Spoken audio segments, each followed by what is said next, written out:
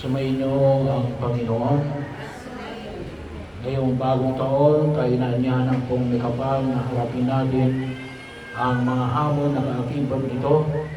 At sa pagkakataon na ito ay nais ng Diyos na tayo ay gabayan sa pamagitan ni Nathaniel. So si Nathaniel ay tinawag ng Diyos. Sino pa si Nathaniel? Yung naging pangalan niya sa mga apostoles ay si Bartolome. No? So, bahagi ho yun na nawa makita ho natin. Si Nathaniel at si Bartolome ay isa. No? So, siya ay isa sa mga naging alagad ng ating Panginoong Hesus. Isa sa tinatawag nating 12 alagad ni Jesus. Paano ho? Sa bahagi ho rito, nais natin bigyan ng paginila yung ipinahayag na Jesus. Na ito, sabi niya, ito ang tunay na Israelita. No? Bakit itinuring na Jesus na tunay na Israelita? Hindi mandaraya. So napakahalaga po na paanyaya na ipinahayag ng buong kapal. Tayo ay inaanyayahan na alin, huwag mandaya. Kaya mga po, isa sa utos ng Diyos rin, huwag kang magnanakaw. Kasi daya yun. Kahit na, kung tawagin nga po natin, kahit na hindi lamang ang pera, hindi lamang gamit. Kahit na sa mga pag-aaral, ano sabi niya, huwag kang mangongopya. Ano? Kasi ninanakaw mo yung kaalaman ng iyong kinokopyahan. Mabuti sana kung tama. Ano? Ikaw mali, kinokopya mo rin yung kanyang kamalian. So, bahagi ko yun na nais na ipahalaga sa atin ang buong kapal natin. Pahalagahan natin yung atin. Huwag natin kunin ang hindi atin. Kaya napakahalaga yung turo ng katarungan. Binibigyan natin ng pansin. Sabi ko nga, isang paalala na ipinapamanin sa atin ang buong kapal. Kalimitan binabanggit ko sa inyo, yung purgatorio. Yun ay isa sa mga mahalagang turo ng alin, ng katarungan. Kasi yan naman ibinibigay ng katarungan, ibigay ang nararapat sa bawat isa.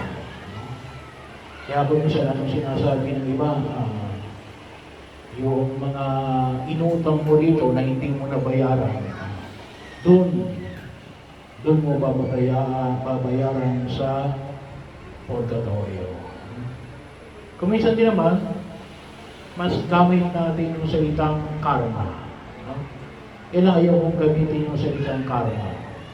Kasi, ano ko yan, may pagka-Buddhist, tsaka Indian origin yung salitang karma. Sabihin na lang natin ang katarungan. Ibig sabihin, kaya kung minsan may mga nagsasabi na, bakit gano'n? Ay, ako naman ay masipag.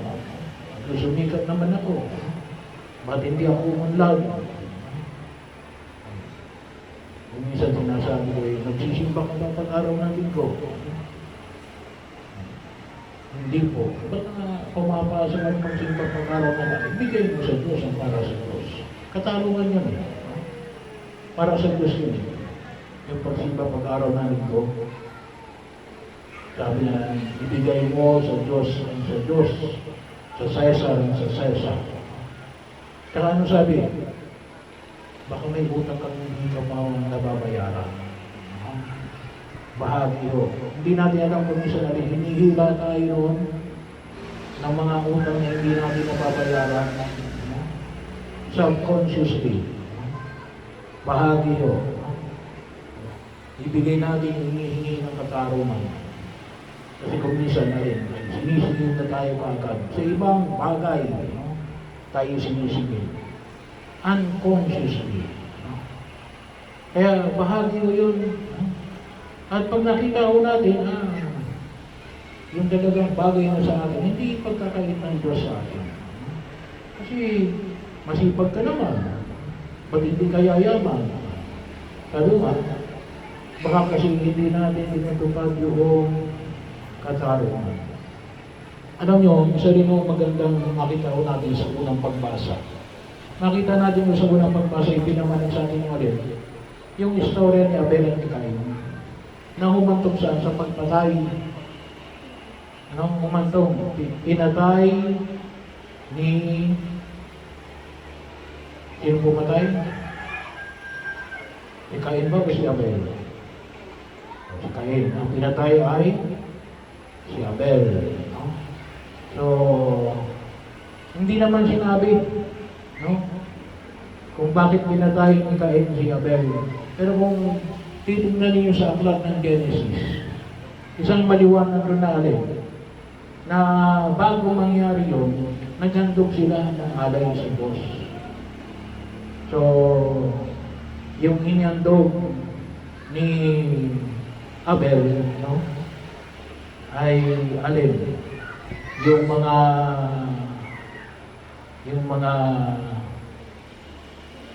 kasi nga inihandog ni Abel ay mga tawag nito, yung mga magagandang kanyang pinagpagurang. Yung sino ang pumatay? Si Cain. Si Abel, maganda yung kanyang inento.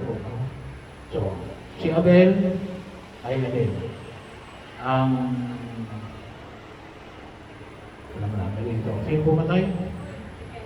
Si Cain. So, pinatay ni Cain si Abel kasi nga yung handog ni Abel magaganda. Yun yung hindi bulok. Ang inihandog ni Abel, ang inihandog ni Cain ay yung mga masisira na. Kaya anong nangyari? Hindi kinanggap ng Diyos. No? Hindi umapoy. Kaya nainggit si Cain kay Abel. Hindi siya bagal, bahagi rin yung inggit. Pero bakit nainggit si Cain kay Abel? Kasi nga ay hindi niya naunawaan yung kahalagahan ng katarungan. Narin, ibigay mo yung nararapat para sa Diyos. Kaya anong nangyari? Dahil doon, hindi sa pinalugdan ng Diyos, pinatay niya si Abel. At bahagi yun na kung saan yung makita ko natin, no? Na yung pagkilos na kung saan yung karakter na inahawakan natin sa pagkilos natin sa daigdig na ito. Kaya later nung nakita natin, nilagyan ng tanda si Cain. Nilagyan ng tanda si Cain.